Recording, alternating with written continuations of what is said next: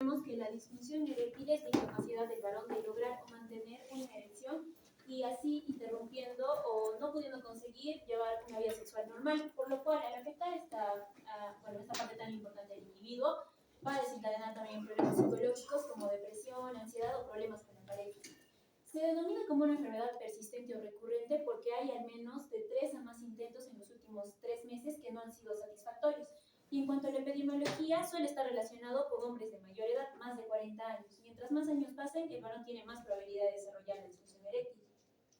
En cuanto a la etiología, esta puede ser de causa orgánica o psicógena. En la causa psicógena puede ser de causa generalizada o situacional. Y en las causas orgánicas es mucho más florido. Puede ser de causa vascular, causas arteriales, cavernosas o mixtas, neurogénicas con el daño de las raíces nerviosas desde S2 hasta S4 que están encargadas de la inervación parasimpática que da lugar a la erección, en alteraciones endocrinas relacionadas a la prolactina, la testosterona y a la hormona tiroidea, como veremos más adelante, y en alteraciones anatómicas, deformidades como en la enfermedad de Peyronie, que se caracteriza por una fibrosis por debajo de la piel del pene, que causa una erección curveada, no una erección normal.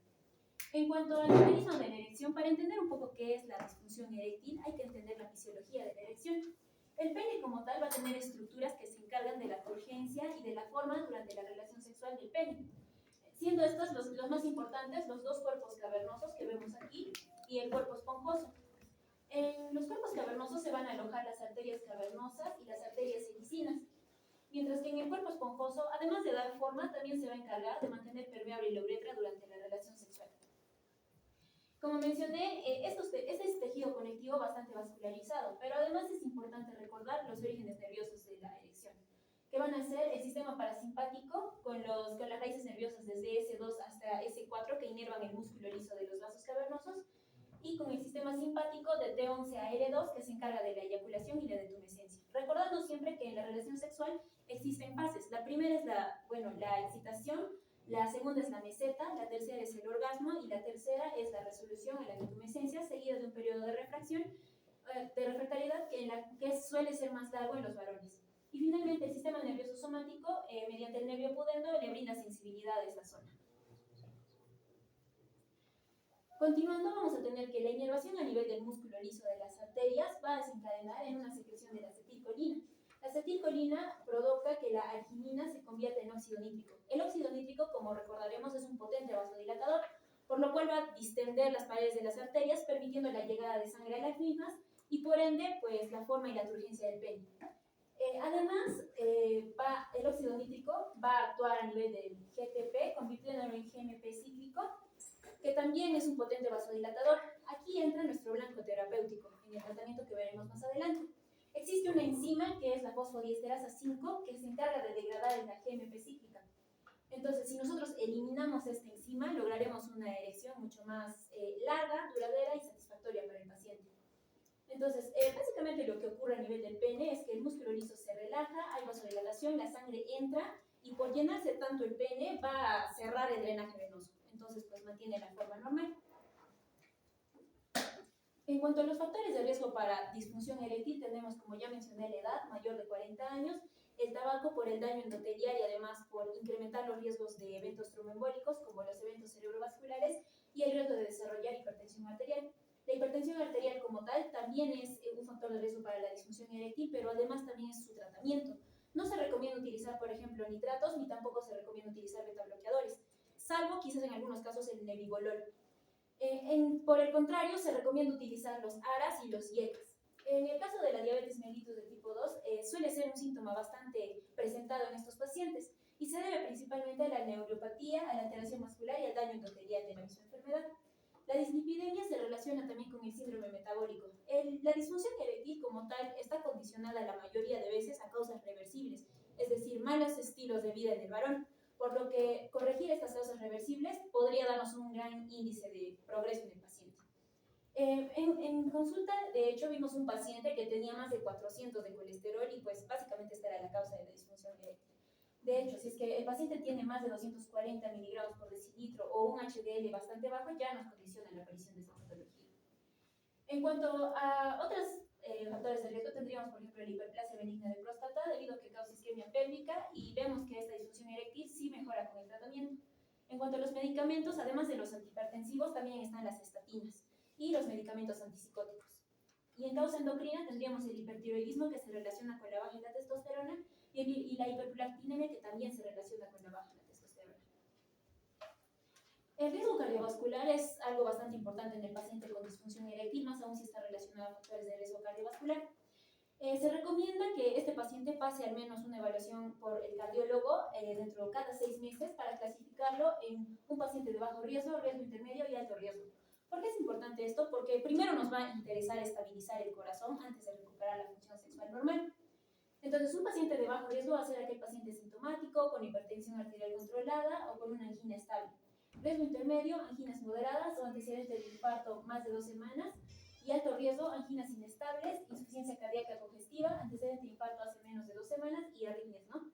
Que pueden ser bradi o taquiarritmias. Entonces, los consejos de la American Heart Association básicamente recomiendan lo que les he dicho. El paciente primero tiene que estabilizar su función cardíaca antes de querer retomar la vida sexual normal. Además de que en un paciente de alto riesgo o riesgo intermedio se recomienda que se haga una prueba de esfuerzo para ver si es que no desencadena isquemia en esta prueba y pues por ende no va a desarrollar isquemia en una relación sexual. Otra de las causas que se relaciona a la disfunción eréctil va a ser la deficiencia de testosterona. Esta va a ser la única causa que se viene acompañada de baja libido.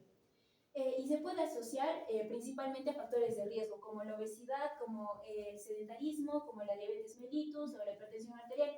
En este caso no hay que enfocarnos primero a que el paciente esté sufriendo un hipogonadismo, sino que hay que recordar que todos esos factores de riesgo derivan en menor testosterona. Corregirlos nos va a ayudar a mejorar estos niveles y por ende corregir la disfunción eréctil. Cuando sí sospechamos de que hay un hipogonadismo, hay que recordar qué función tiene la testosterona en la erección. Regula la formación de los caracteres secundarios sexuales, ¿no? Por ejemplo, el tamaño del pene, el tamaño de los testículos, la forma, etc.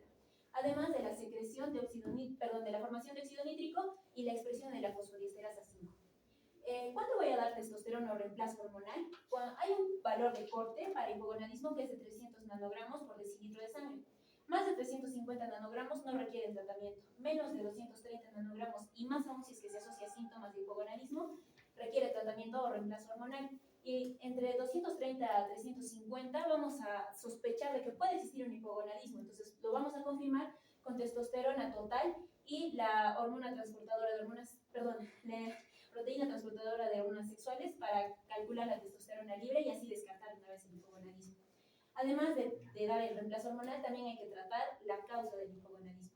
¿Con qué vamos a tratar o con qué reemplazamos la hormona? Con inyecciones intramusculares, 250 miligramos cada 3 semanas o mensual, o con el gel transdérmico 5 miligramos de lunes a viernes. Este se aplica una sola vez al día y en zonas de piel, ¿no? Por ejemplo, abdomen, brazos o hasta muslos. No se debe aplicar en los genitales. Ojo con eso. Hay que tener bastante cuidado con el contacto entre mujeres y niños. En cuanto al diagnóstico, este tiene que ser bastante profesional, confidencial y tenemos que brindar pues, confianza al paciente porque es un tema difícil de hablar varias veces, ¿no? La historia tiene que estar enfocada en la función sexual, inquirir en lo que vendría a ser el síntoma principal o el síndrome cardinal, la erección. Sin embargo, también nos importa el tiempo de la disfunción eréctil, cuándo ocurrió, cómo ocurrió, si lo puede asociar a algún medicamento, algún suceso, factores de riesgo, otras disfunciones sexuales, como por ejemplo no poder llegar al orgasmo o no excitarse de por sí, antecedentes de tratamiento farmacológico, ya sea medicinas que hemos mencionado, antihipertensivos, antipsicóticos, también herbolario o incluso consumo de drogas ilegales, ¿no? Se inquiere también en la historia sexual, principalmente en aquellas personas que hayan podido sufrir traumas, violación, ya que esto se relaciona bastante a las disfunciones eréctiles de origen psicógeno. En cuanto a la erección, primero hay que detallar la calidad, la firmeza, prontitud y eficiencia, y esto se logra mediante este cuestionario de 5 preguntas, que va a tener una calificación. La primera pregunta es, durante los últimos 6 meses, ¿con qué frecuencia logró una erección en el coito? Esta se puede calificar con casi nunca, nunca, 2 puntos con menos de la mitad de las veces, 3 puntos la mitad de las veces, 4 más de la mitad, 5 casi siempre o siempre. La segunda pregunta es, cuando tuvo relaciones sexuales con estímulo sexual, ¿cuántas veces la rigidez del pene fue suficiente para la penetración? Igual se utiliza ese puntaje del 1 al 5. La tercera pregunta es, ¿con qué frecuencia logró mantener la erección después de la penetración? Igual, el mismo puntaje. La pregunta 4 es, ¿cuál fue el grado de dificultad para mantener la erección hasta terminar el coito? Para este caso se utiliza desde el 0 hasta el 5, 0 siendo no tuve coito, hasta el 5 que no fue difícil mantenerla. Y finalmente la última pregunta es, ¿las relaciones sexuales que tuvo fueron satisfactorias para usted? Y bueno, calificamos del 1 al 5. Este cuestionario nos va a dar un índice de la gravedad de la disfunción eréctil más no su etiología. Y la podemos clasificar en una disfunción eréctil grave de 5 a 10 puntos, media de 11 a 15, ligera de 16 a 20 y una erección normal que se considera desde 21 a 25 puntos. En cuanto a los antecedentes que nos interesan, en cuanto a los patológicos, están relacionados a enfermedades crónicas como enfermedad renal, enfermedades neurológicas, antecedentes de trauma, cirugía o radiación. Y en cuanto a los antecedentes farmacológicos, lo que les mencioné, ¿no? Los fármacos recetados, naturistas o drogas. Y en cuanto al manejo quirúrgico, es importante recordar que cualquier manipulación de la próstata puede derivar en una disfunción eréctil, sea cual sea el abordaje, ¿no? Transvesical o retropúbica. También las patologías vertebrales están relacionadas y la cirugía de cáncer rectal. Al examen físico hay que tener en cuenta revisar los caracteres sexuales secundarios, el tamaño del pene, la forma, etc. Realizar un tacto rectal para justamente descartar la hiperplasia benigna de próstata. Factores de riesgo cardiovascular mediante la medición del IMC, del perímetro abdominal, la presión y el pulso. Y factores neurológicos, vamos a tener la sensibilidad perineal, los reflejos cremasterianos que se hayan, estimulando la cara interna del muslo, lo que debería normalmente elevar el testículo ipsilateral del músculo al que estamos estimulando, gracias a la acción del músculo cremasteriano, ¿no? Y finalmente la fuerza y la sensibilidad de los miembros inferiores para descartar lesión medular. En cuanto a los exámenes de laboratorio, están relacionados principalmente con los factores de riesgo, con la calidad de vida del paciente, pidiendo perfil lipídico, glucemia, testosterona total si es que sospechamos hipogonadismo, que se suele complementar con testosterona libre, testosterona total, también con FSH y LH principalmente por el eje de retroalimentación negativa que ya sabemos, la prolactina para descartar patología ecooficiaria, específicamente un tumor, y perfil tiroideo porque el hipertiroidismo se relaciona con la baja de testosterona. En cuanto a las imágenes, no se suele utilizar mucho, de hecho fueron desplazadas, pero sí se suele utilizar en ciertos casos. Una de estas va a ser la ecografía duplex peniana, que se utiliza en trauma de pene, en enfermedad de Peyronie y en sospecha de disfunción eréctil de origen arterial. Primero se realiza la ecografía cuando el pene está flácido y luego inyectamos en el cuerpo cavernoso una sustancia estimulante que es la prostaglandina E1, lo cual va a generar una erección. El inicio de la erección plena y bueno, hasta la detumescencia. Lo que vamos a observar aquí es básicamente el flujo arterial que vemos acá, que es de la arteria cavernosa, las arterias helicinas, y también vamos a reconocer algunas estructuras del pene, como el cuerpo cavernoso, el cuerpo esponjoso y la uretra. Lo que vamos a ver aquí es básicamente la competencia arterial, ¿no? Y también si es que existe reflujo venoso. Las arterias cavernosas, lo que tenemos que se divide en 5 fases de observación, pero resumiendo, vamos a tener que cuando el pene está flácido debería existir poco flujo, el flujo normal, ¿no? Hacia el pene. Al inicio de la erección, el flujo tanto sistólico como diastólico tiene que incrementar. En una erección casi completa ya debería estar disminuyendo o debería estar ausente el flujo diastólico. ¿Por qué? Porque el flujo sistólico está llegando con tanta fuerza y se está llenando tanto el pene que ya no va a dar espacio a que exista el flujo diastólico. En la erección completa va a existir hasta reversión del flujo diastólico debido a la presión. Y en la erección rígida vamos a ver que el flujo tanto diastólico como sistólico van a frenar porque ya no hay más espacio para más sangre. Las arterias dorsales no son tan comprimidas como las cavernosas y lo que vamos a observar es que en el pene flácido va a haber un flujo normal o bajo y en la erección va a incrementar el flujo sistólico. En las arterias heliciales, que son ramas de las arterias cavernosas, vamos a tener que al inicio se van a dilatar para recibir la sangre que llega. En la erección, por la sangre que está llegando y por el espacio que ocupa, se comprimen, y en la erección rígida van a desaparecer por la presión. En cuanto a las venas del pene, en la erección normal van a comprimirse y no debería haber flujo justamente por esta retención venosa. Si es que hay flujo, nos indica fuga venosa y esa sería la causa de la disfunción eréctil. Esta de hecho es una pequeña fibrosis de la enfermedad de Peyronie. Ya, interpretando el ecodoppler, vamos a ver que lo que se evalúa va a ser la velocidad sistólica pico, la velocidad diastólica final y el índice de resistencia. Lo normal sería que la velocidad sistólica pico sea mayor a 35 centímetros por segundo, la velocidad final de diástole sea menor o igual a 0 y el índice de resistencia de 0.9 a 1. Si es que el problema es de origen arterial, es decir, que no llega sangre, entonces el flujo sistólico va a verse reducido, por lo cual la velocidad sistólica pico va a ser menor a 25 centímetros por segundo. Las arterias no se dilatan y el diámetro no supera los 0.7 milímetros de las arterias. En cuanto al origen venoso, si es que hay fuga, vamos a ver que la velocidad pico de sístole va a ser normal, más de 35, pero sí va a haber velocidad final de diástole. Y el índice de resistencia va a estar bajo. Otras imágenes que podríamos pedir en una disfunción eréctil sería la cavernosometría y la cavernosonografía. La cavernosometría nos va a evidenciar si es que hay una fuga venosa, mientras que la cavernosonografía nos identifica dónde está la fuga venosa, ya que utiliza medio de contraste y, bueno, placas, ¿no? Por último, tendríamos la angiografía de vasos pudendos y de viga gástrica inferior, que solo se suele utilizar en caso el paciente joven sea candidato a desarrollar cirugía vascular, ¿no? Para arreglar la fuga o la insuficiencia arterial. Ok. Finalmente, el tratamiento. Este consta de varios escalones y, bueno, se avanza periódicamente en estos, ¿no? Primero es revertir las causas curables, mejorar el estilo de vida, disminuir el tabaco, disminuir las grasas, hacer ejercicio. Y si es que hay hipogonadismo, pues incrementar, dar suplemento hormonal. El suplemento hormonal no se recomienda en pacientes con cáncer de próstata, ya que puede agravar el cuadro, y se tiene que hacer un control periódico debido a que puede producir policitemia. El segundo criterio que se considera en la guía es la participación de la pareja, principalmente en casos de abuso sexual, depresión o de disfunción eréctil primaria, que no se sabe la causa.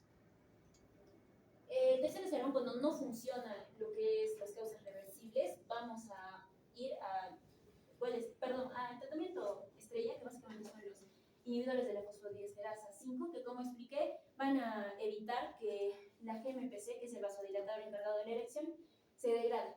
Estos inhibidores de la fosfodiesterasa 5 no se suelen asociar a nitratos, puesto que, ya que son vasodilatadores, junto a los nitratos, que también son vasodilatadores, puede generar hipotensión. Los más conocidos van a ser el sildenafilo, el vardenafilo y el tadalafilo. El sildenafilo se da en una dosis de 50 hasta 100 miligramos por día. Hay una controversia en si usarlos diario o usarlos a demanda, pero la verdad es que no hay mucha diferencia y es más, lo recomiendan usar a diario algunas guías.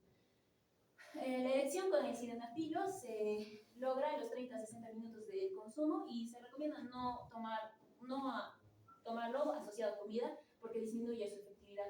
El vardenafilo se da de 5 a 10 miligramos, se logra la erección en 30 minutos y no se suele asociar a antiarrítmicos, específicamente a la amiodarona, ni a comidas muy grasas, ya que disminuye su efectividad. Y el tadalafilo es el que se da una dosis de 5 miligramos y aquí la diferencia es de que dura hasta 36 horas la acción. O sea, si lo tomo ahora, pues puede que dentro de las 76 horas todavía pueda tener una erección normal. Y en el caso del tadalafilo puede causar dolor lumbar y es mejor asociarlo a los sartán. El fracaso con estos fármacos es bastante difícil. De hecho, se dice en la guía que el fracaso es más por mal uso del paciente que por la efectividad del fármaco en sí. Y en cuanto a los efectos adversos, es pues hipotensor, puede generar cefalea, dispepsia, enrojecimiento facial y la más grave es la neuropatía óptica isquémica anterior no arterítica, que es básicamente un edema del nervio óptico que es bastante rara, pero no hay forma de prevenirla. Si te toca, te toca. Cuarto sería la terapia intracavernosa, que hay dos opciones. Uno, la inyección de la progesterona E1, perdón, no es progesterona, prostaglandina E1, que aumenta el AMP psíquico y relaja el músculo liso. Y bueno, va a dar vasodilatación, lo cual pues produce la erección. La erección se da de 5 a 10 minutos y si es que reacciona a este tratamiento, es que descarta la fuga venosa.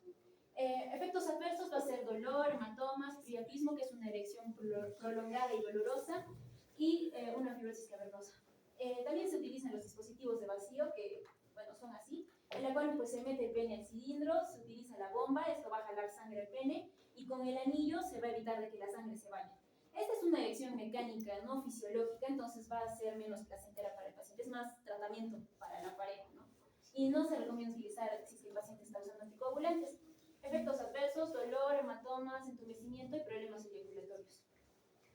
La última opción vendría a ser la cirugía, que puede ser cirugía vascular o la prótesis peniana. La cirugía vascular, de hecho, no se utiliza mucho, ya es bastante, no se utiliza, principalmente porque su éxito es de solo el 50% y solo se da en jóvenes con trauma pélvico con insuficiencia arterial localizada y que no sea general.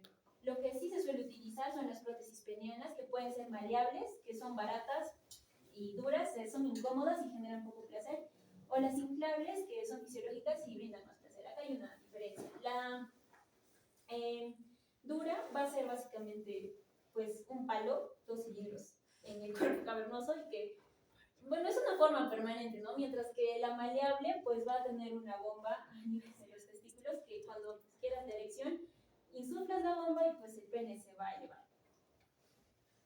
Okay. En cuanto a cáncer de próstata y disfunción eréctil, hay que recordar lo que les mencioné de que cualquier manipulación de la próstata puede generar disfunción eréctil, por más que usemos la técnica que sea laparoscópica, robótica, todas tienen un riesgo de desarrollar disfunción eréctil.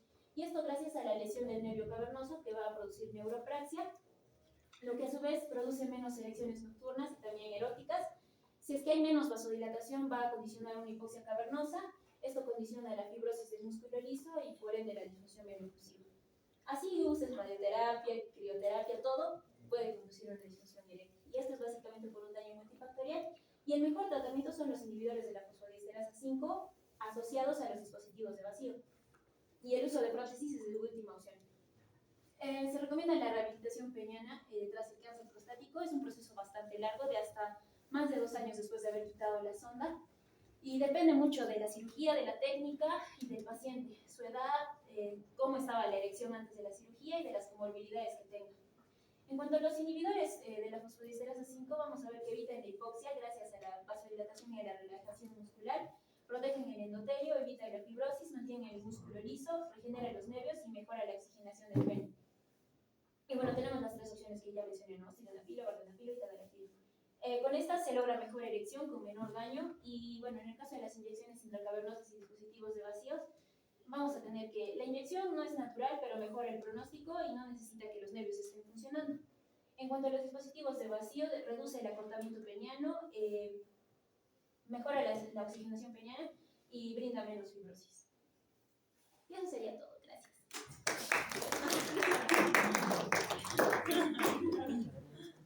Preguntas, chicos.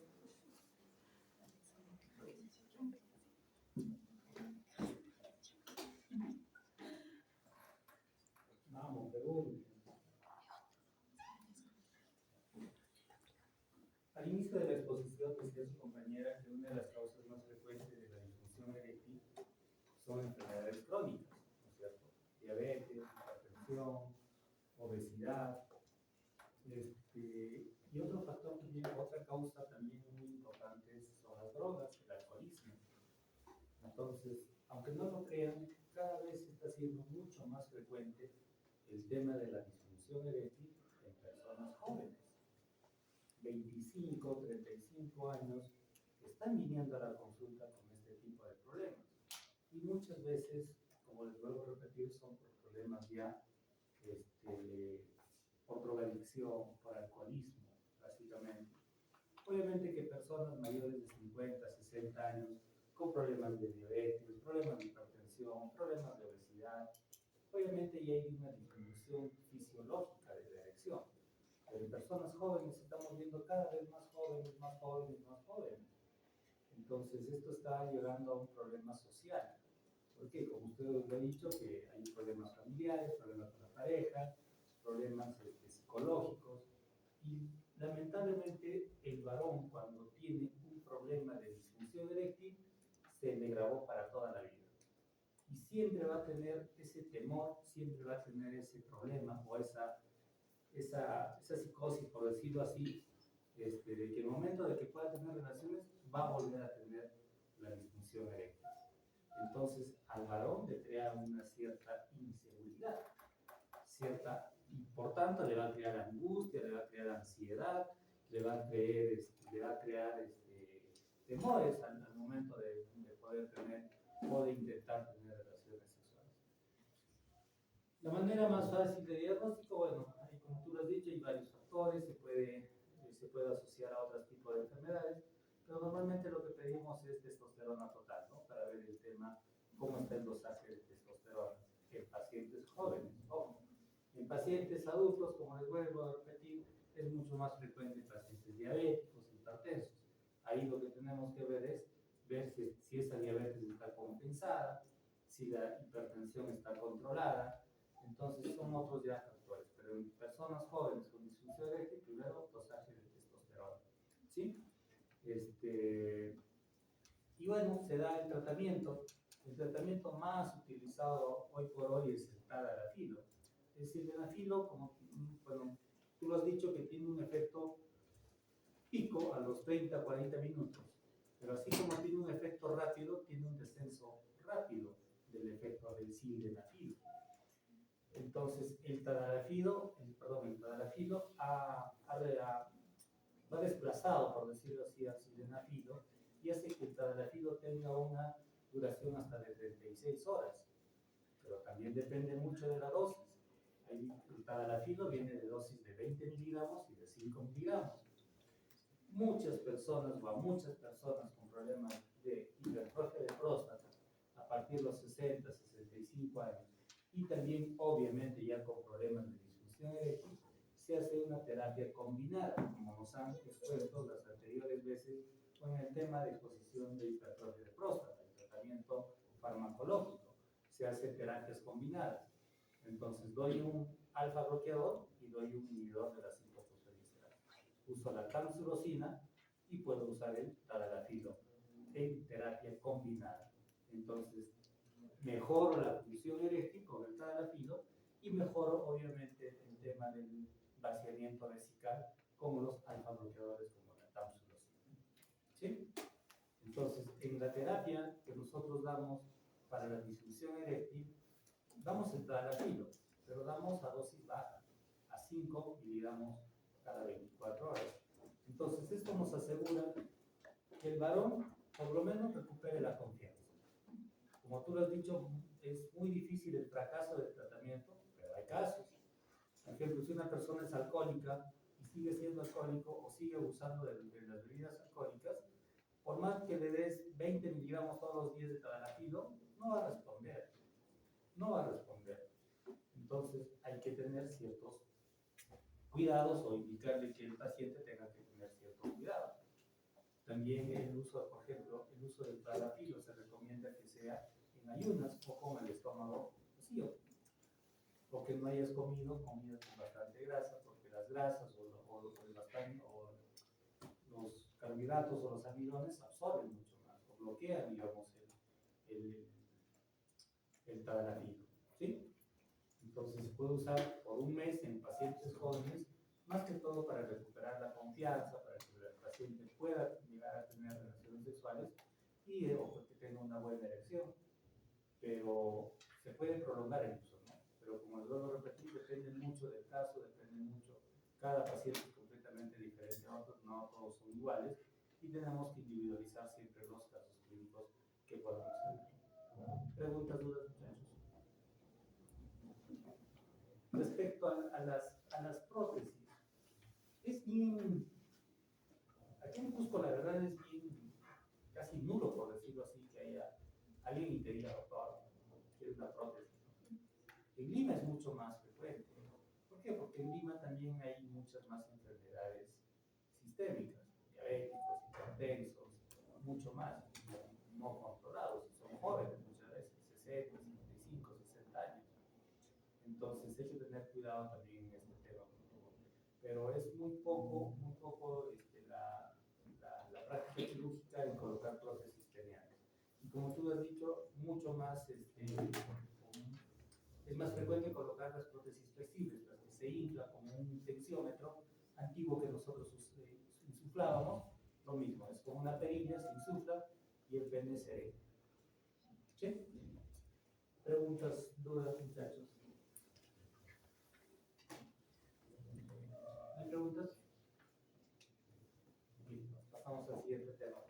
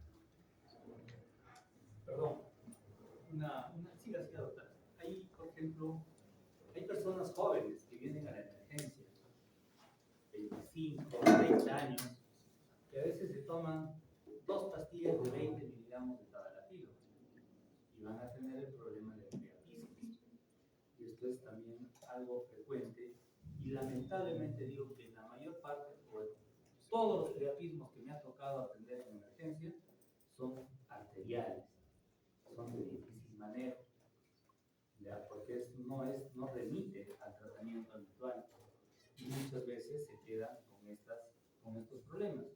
Un caso tuvimos que un paciente joven que había tomado sildenafil, creo, pero se tomó como de 100 digamos 2 tabletas, se tuvo que hacer una derivación vascular a las arterias internas. Entonces, pacientes con priapismo más de 72 horas ya va a crear un daño nervioso a nivel del pene y lo más probable es que quede con disfunción eréctil. Entonces, hay que tener siempre cuidado, por favor, con los pacientes, que no es así que se tomen 2 o 3 pastillas de sildenafil o tadalafil, porque pueden tener este tipo de problemas que es el priapismo. Siga, doctora. Gracias. Bueno, ahora vamos a hablar acerca de las infecciones bacterianas del tracto genitourinario.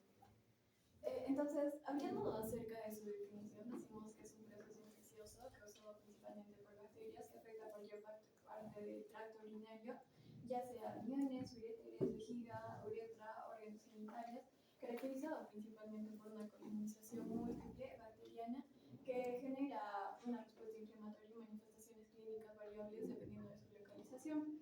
Bueno, en sí, como dije, la causa más frecuente es la bacteria y como tal no significa que es simplemente la infección, sino que es un factor predisponente, ¿no? Y bueno, en los varones generalmente el punto de partida es la infección de próstata y por continuidad compromete la vejiga y por eso se habla de prostatocistitis y cuando hablamos de las mujeres la incidencia es mucho mayor, tanto por el tamaño de la uretra y de que las mujeres suelen tener también un mayor pico por el aumento de la incidencia del inicio de la vida sexual.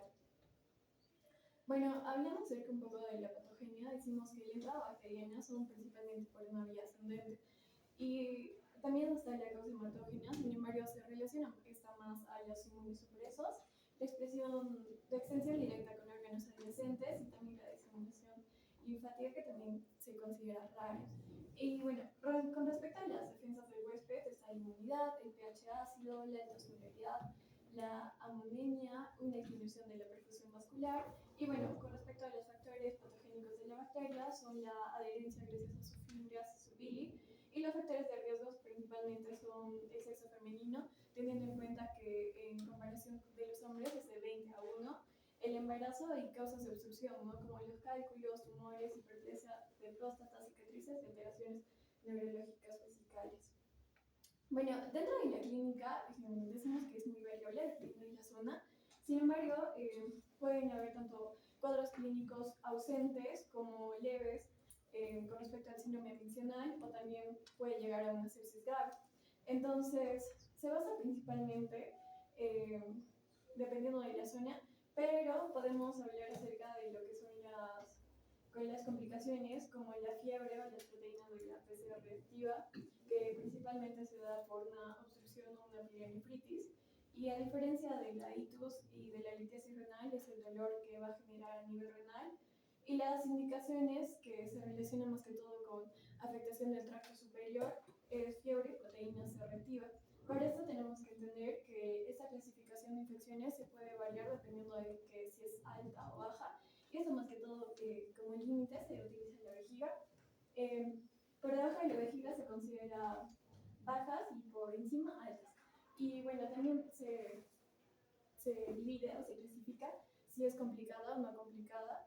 Y cuando se considera no complicada es cuando son cistitis agudas o itus en embarazadas. Y las complicadas son principalmente en embarazadas, en posmenopáusicas, en litiasis en hombres, en pacientes con diabetes y también inmunosupresos.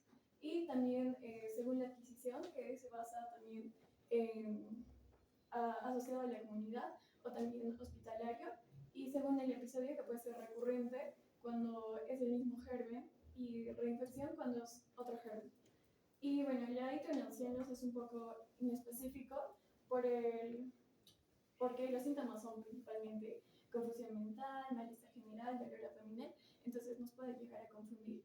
Y cuando sospechamos de complicaciones se basa principalmente en que no hay una mejoría de la clínica y principalmente es debido a que hay una fiebre de más de 3 días y el tratamiento diario si no mejora. Y aquí pensamos en las complicaciones que pueden ser abscesos, nefritis, obstrucción, microorganismos, necrosis o pielonefritis. Bueno, dentro del diagnóstico, la principal diagnóstico es la muestra a chorro, sin embargo no es la más específica ni la más sensible. La más específica y digo el estándar es el urocultivo, aunque también se puede utilizar la tira reactiva, donde nos va a dar lo que son los nitritos y las bacterias y las esterases de los leucocitos, los sedimentos en sí de bacterias y leucocitos, la piuria, que no siempre significa infección, o sea, leucocitos en la orina, y la bacteria significativa, que son de 10 elevado a las 5 unidades. ¿Cómo era eso? Mayores que 1000 unidades Formadoras de colonia mililitros. Y bueno, en las imágenes se puede utilizar eco y principalmente es para las complicaciones. Ahora, con respecto a la bacteria asintomática, pues es una enfermedad bastante frecuente. Sin embargo, con respecto a la prevalencia, se relaciona más que todo con la edad, principalmente en las mujeres. Y bueno, los pacientes como tal no tienen que ser siempre tratados. Acá tenemos algunos criterios de cuándo tratar los pacientes que tienen bacteriuria asintomática.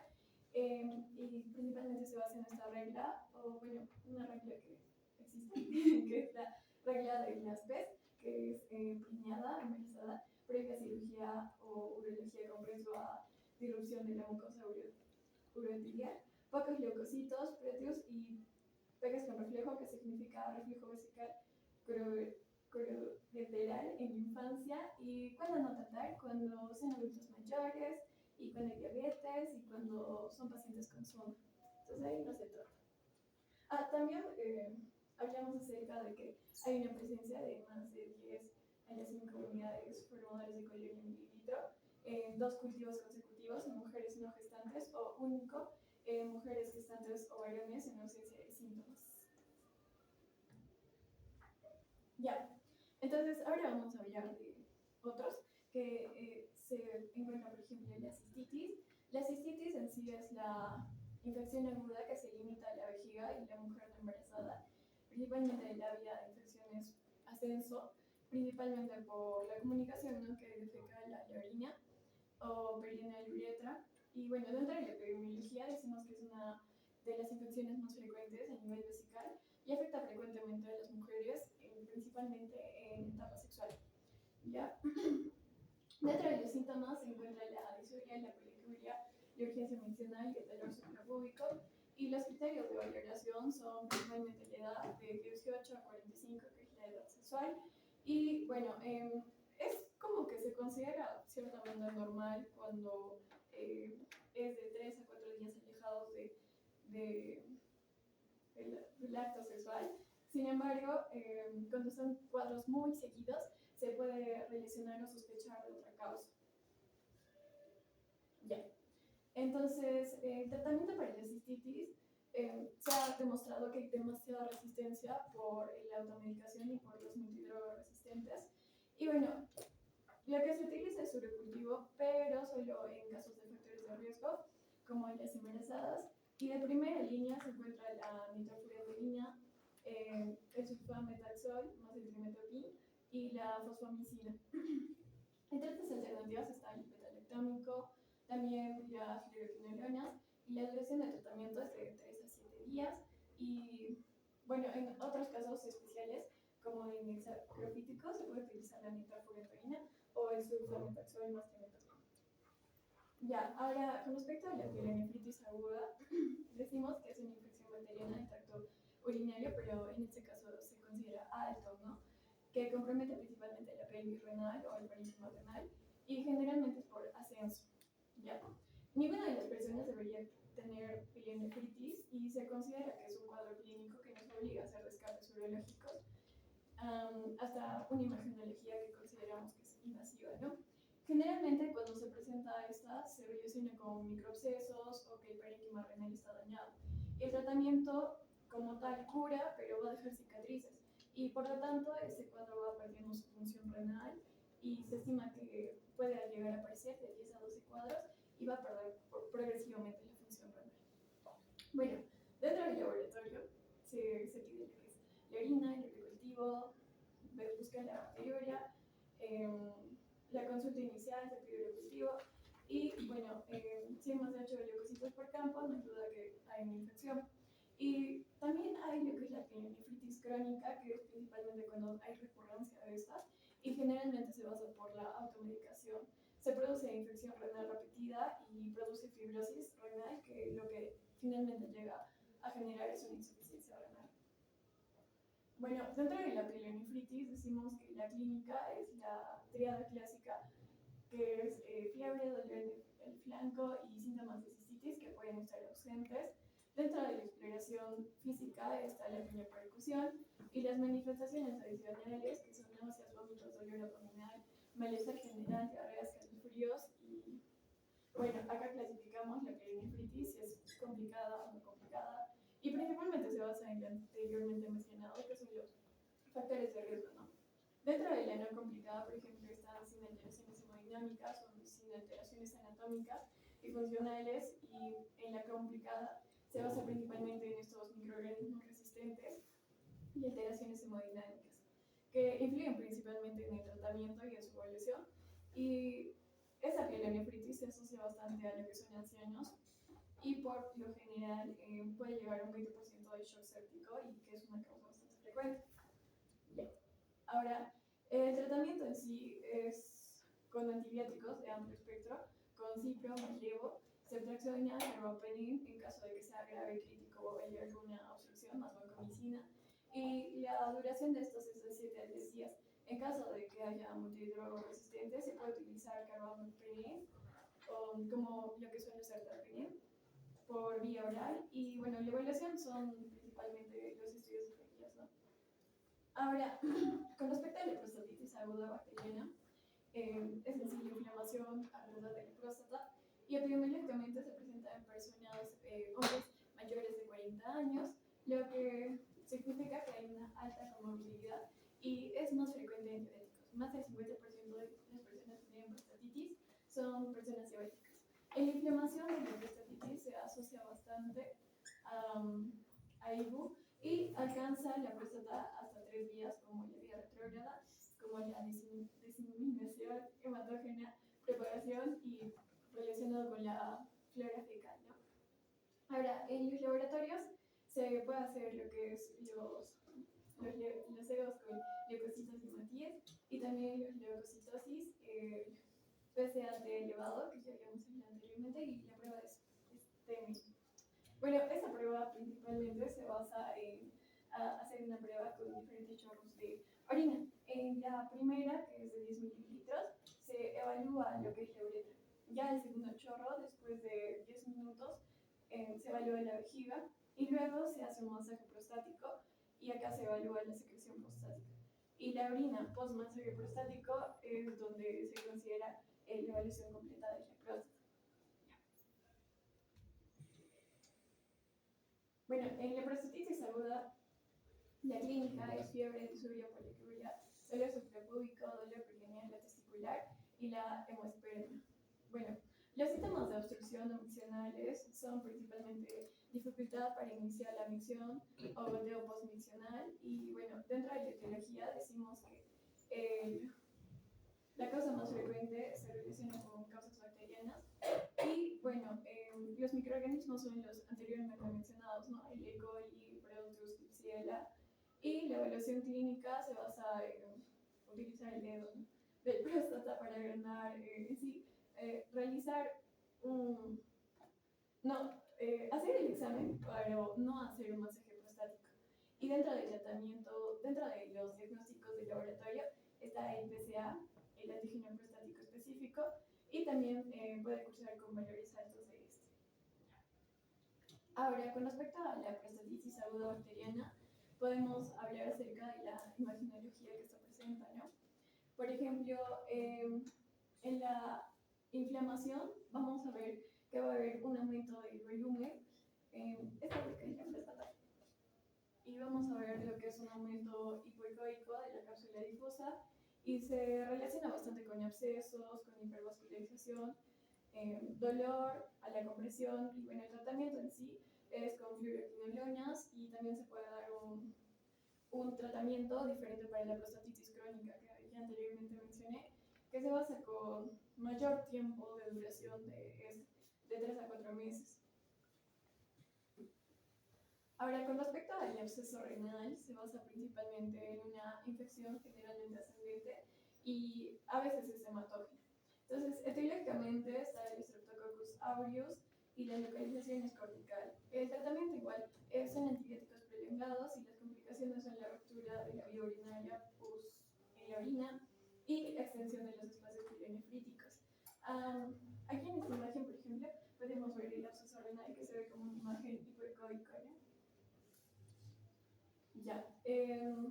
Ahora, con respecto al epididimo o orquitis bacteriana, decimos que es una inflamación infecciosa del epididimo o del testículo, generalmente causado por las bacterias, y que produce dolor aumentado al volumen escrotal. Epidemiológicamente es el epididimo más el testículo y se relaciona con personas de menos de 35 años cuando está infectado por ETS, como lo que son la clamidia o la gonorrea, y mayores de 35 se relaciona más que todo con enterobacterias o obstrucción urinaria. Dentro del diagnóstico está tanto la clínica, más la ecografía, y el diagnóstico diferencial es la torsión. Entonces, acá hay una memotecnia para entender la diferencia entre epididimitis y la torsión.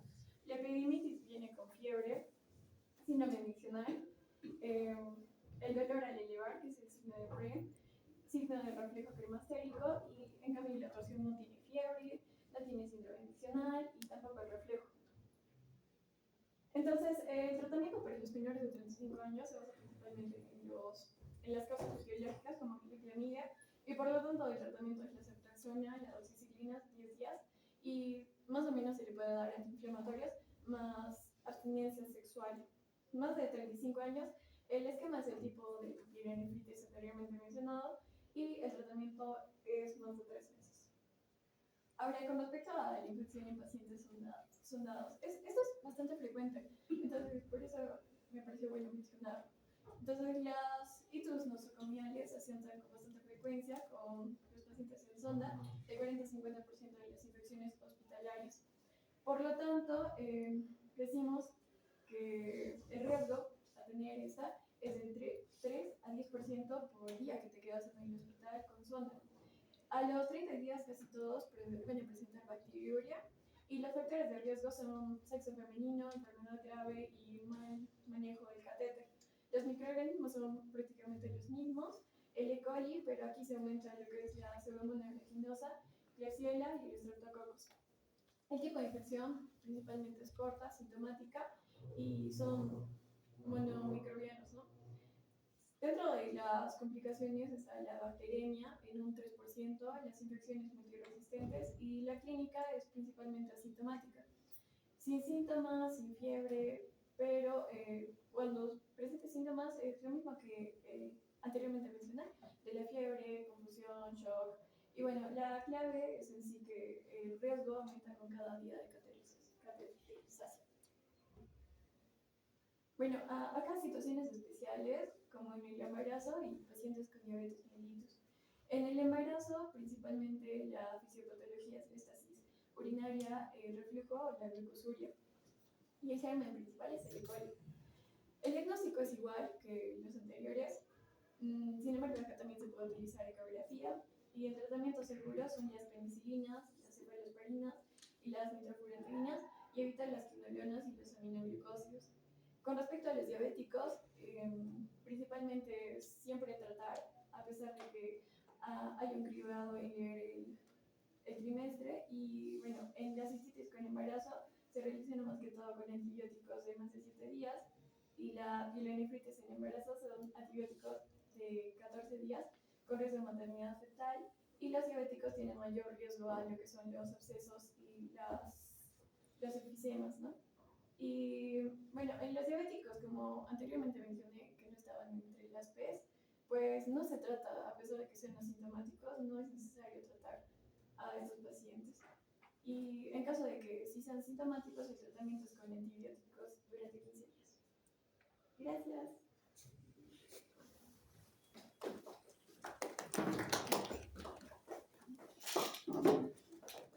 Preguntas, chicos. ¿Qué examen te hace el diagnóstico de infección urinaria? Doctora. Se considera que es más de 10 unidades por campo. ¿Pero qué examen usted va a pedir para diagnosticar? ¿De qué? ¿Qué examen usted va a pedir?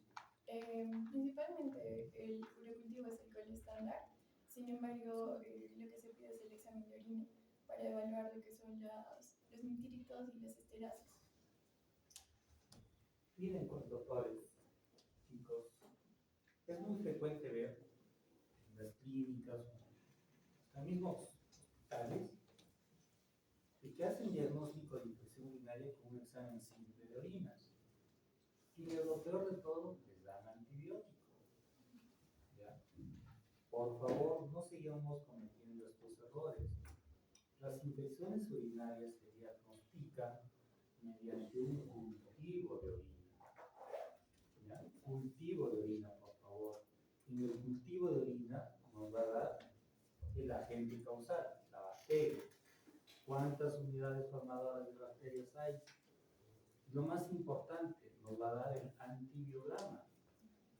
No podemos estar usando para todos, ceftriaxona, así como pan del día, porque ya para la ceftriaxona también ya se ha creado mucha resistencia, igual que la gentamicina. Entonces, el único examen que nos hace el diagnóstico de infección urinaria es el urocultivo. Es cierto, muchas veces podemos dar tratamiento a ciegas o un tratamiento inicial. Muchas veces se asocian dos antibióticos. Puede ser una intramuscular o endovenoso y puede ser un tratamiento vía oral. Pero por favor, ese tratamiento es inicial hasta tener el resultado del urocultivo. ¿Sí? Ahora, tienen que saber interpretar también el antibiograma.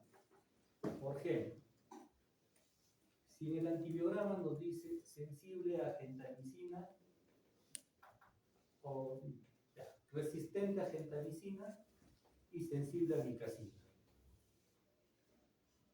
¿le daría usted a micacina, doctora? No, doctor. ¿Por qué? Porque dijo que generaba resistencia. No. Le estoy poniendo el ejemplo de un antibiograma que muchas veces nos ha pasado y nos entregan de tal forma.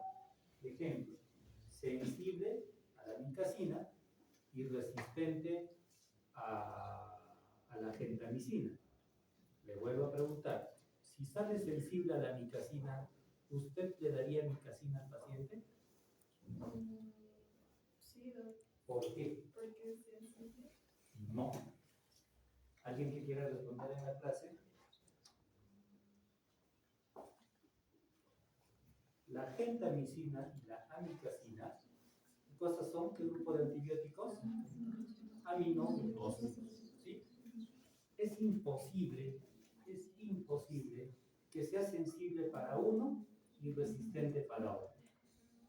Entonces, si me están diciendo que es resistente a la gentamicina, todo el grupo de aminoglucósidos son resistentes. Entonces, no voy a usar aminoglucósidos. Vuelvo a repetirles, es muy frecuente que en los urocultivos de algunos laboratorios encontremos que es sensible, por ejemplo, a la cefuroxima y resistente a la ceftriaxona. Lo mismo, por favor, tienen la misma lectura. Si es resistente a una cefalosporina, ya no voy a usar ningún tipo de cefalosporina, ni de primero, ni de segundo, ni de tercero, ni de cuarto grado. Entonces, tenemos que buscar otras opciones. Por eso es que les insisto en saber interpretar los antibiogramas.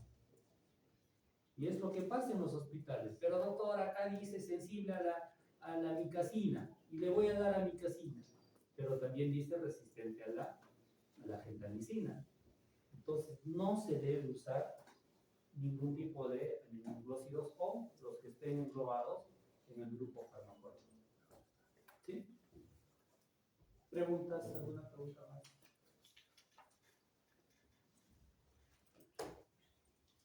Esto de las clasificaciones de las infecciones urinarias altas, bajas, la verdad es un poco difícil poder determinar.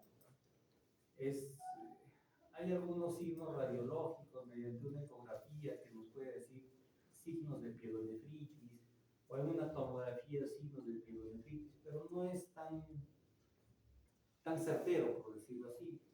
Es mucho más algunos signos radiológicos que nos indica el médico radiólogo, que puede haber cierta dilatación, ciertos cambios inflamatorios de la grasa perirenal, de la estructura renal, pero clasificación así como tal entre altas y bajas no es tan cierto como lo puedo repetir. Antiguamente sí se creía eso, ¿no? Que cuando te da fiebre, cuando tienes sangrado en la orina, es una infección alta o una pielonefritis. Pero también hay procesos inflamatorios que te pueden producir sangrado, las cistitis actínica, las cistitis hemorrágicas. Entonces, esto de altas y bajas no lo comparto mucho. Y tampoco es algo palpable o algo clínico que yo pueda decir, no señor, usted tiene una infección alta. Es medio difícil poder decir, doctor, ¿y por qué alta? Se dice, ¿no? No, es que es del riñón. ¿Y cómo sabe que es del riñón? Ahí quedas más, ¿no? O infecciones urinarias bajas, se decía, cuando no tienes fiebre, o qué sé yo. Entonces, eso de altas y bajas, como que no tiene mucho criterio clínico en lo personal. Sí hay infecciones urinarias complicadas y las no complicadas. Dentro de las complicadas, ¿cuáles están? Embarazo se considera una infección urinaria complicada. Varones, ahí estoy en duda. ¿Por qué?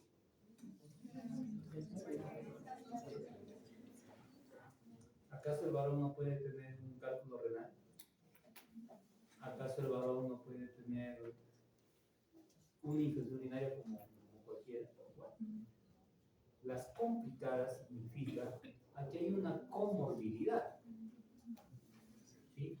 No necesariamente el embarazo se considera una comorbilidad, pero el embarazo, la gestación hace que comprima la vejiga, hace que comprima el uréter, y por tal motivo puede haber una éxtasis piélmica, qué sé yo, para que pueda producir una infección urinaria. Pero como condición o como definición de infección urinaria complicada, es una comorbilidad.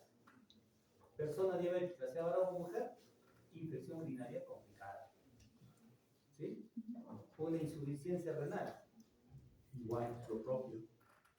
Entonces, el término de infección urinaria complicada se refiere a eso, por favor. Se refiere a una comorbilidad. No que el varón, no, eso es complicado. No. ¿Sí? ¿Preguntas?